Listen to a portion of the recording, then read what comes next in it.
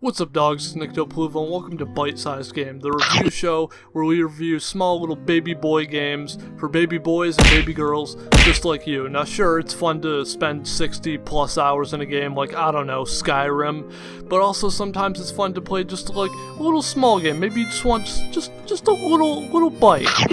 So this week we're going to be talking about One Strike, and One Strike is this 2D fighting game where it only takes one strike to kill. So this game really boils down to just a lot of deception and just like blocking, because if you don't block, well, you're dead. The concept of this game is that you're trying to become the best fighter in Japan, so you have to fight all the other fighters in the game in the story mode to come out on top, all while maintaining just one life. If you lose that one life, then you have to start over, and then of course, it's a fighting game, so you have like your standard just arcade fighting modes, and it's 2-player.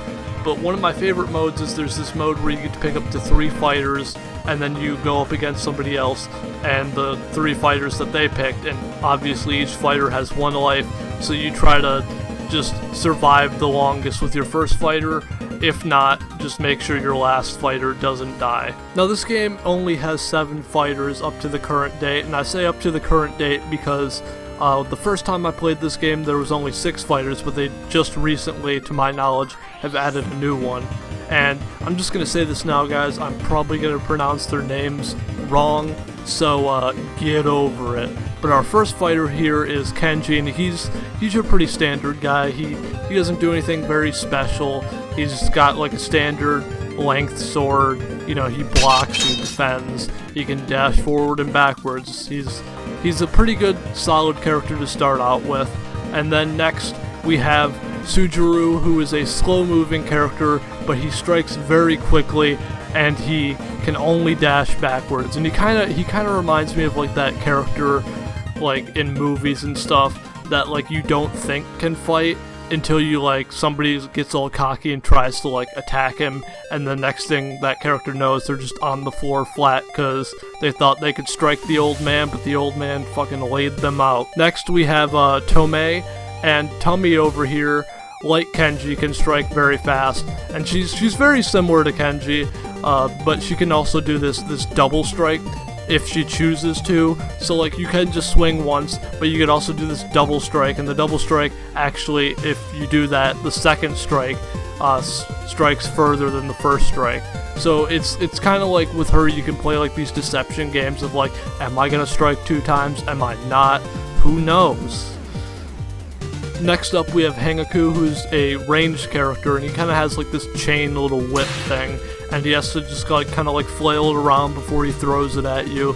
So like when he does that, it kind of lets the other players know you're about to strike, so that's kind of his downfall. And he also can't block, so if other players get in his face, he can't really do much about it. He does have this one move where you can kind of like whip them, just like at super close range, but like generally when I play him, if people get in my face, I just don't know what to do, so I try not to use them. Next up we have Beilong, and I would say he's probably my least favorite out of the 7 characters. He does like this lunge forward attack, and he does this cool like backward, like when he does his backdash, it also is an attack, so that's pretty cool, but I just feel like every time I lunge with him, people just block and then they strike me immediately and I just lose. And then we have Hinode, who does this forward lunge attack, and that's pretty much his only attack. He kind of just like dives at you, but the nice thing about him is when he dives at you and you block, then he kind of does like this little like kind of like backwards pounce,